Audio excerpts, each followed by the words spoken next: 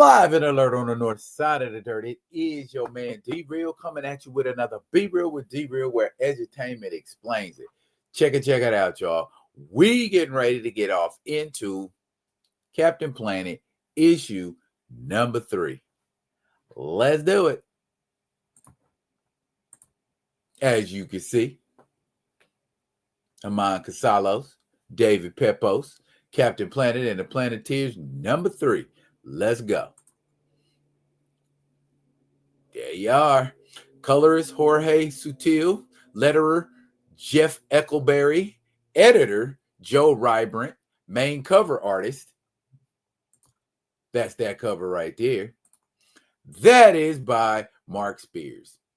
And special thanks to Josh Anderson, Victoria Seliver, and Megan Logan. Megan Logan. That's an interesting name. Anyway, here we go. We get a close-up of an oil rig. There are a lot of dead people on this oil rig, and they got radiation burns. And if there's radiation involved, we know Duke Nukem's going to be involved. And Duke Nukem is getting called by Lucian Plunder and being told to come to New York because they got a situation. What's that situation? Captain Planet. The Planeteers have learned how to combine their powers to release Captain Planet, and Captain Planet is here to protect. As he said, they under my protection. And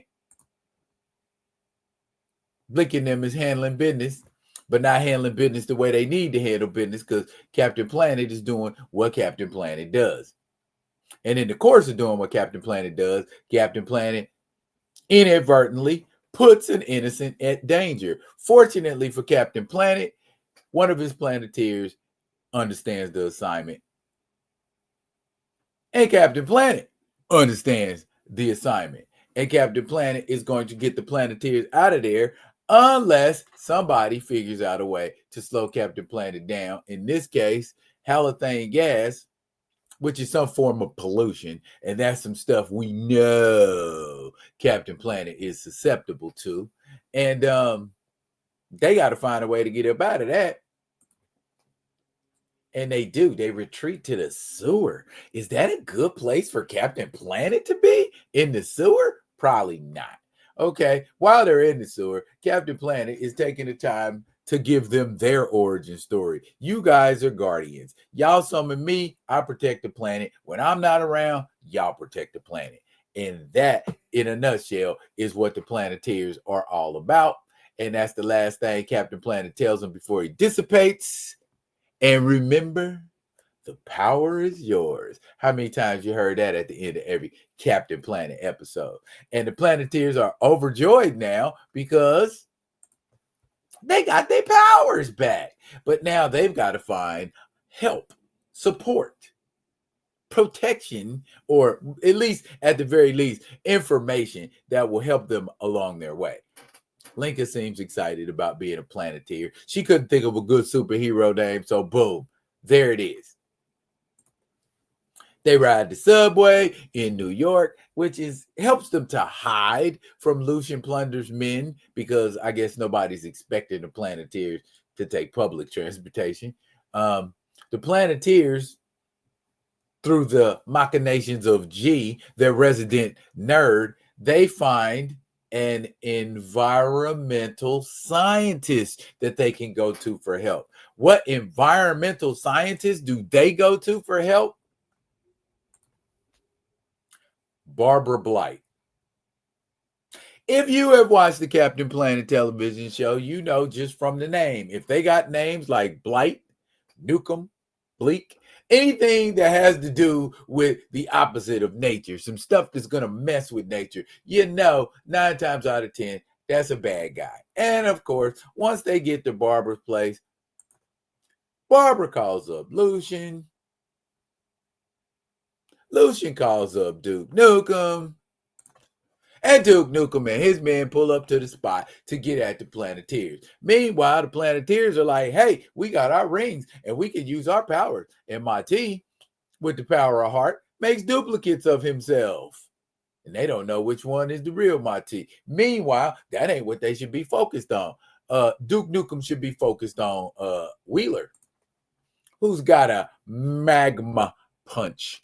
Remember Austin Powers when Dr. Evil was talking about liquid magma? Yeah, that's a magma punch that Duke Nukem is receiving.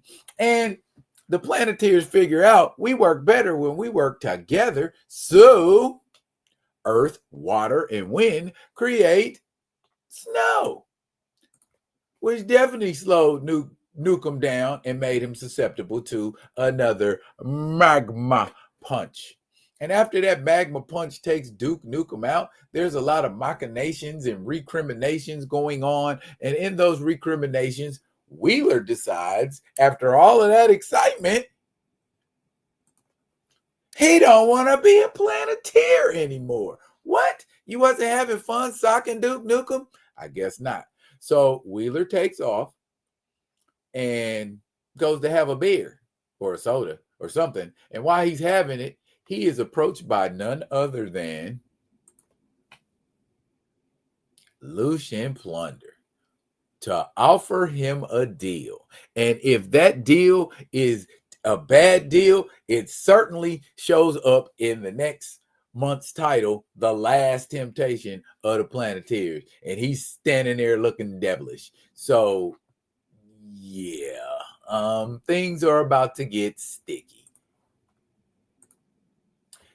Captain Planet and the Planeteers, did you enjoy it? Oh, before I forget, comment, like, subscribe, and share if you like this page. Comment, leave a positive comment or a constructive comment. Like us, we like to be liked, subscribe, and share. This page right here. If you got comments or anything you want to say regarding this video or regarding this channel, drop it in the comments. As always, that's it for now, y'all. But fret not, I'll be coming at you with another one of them other ones.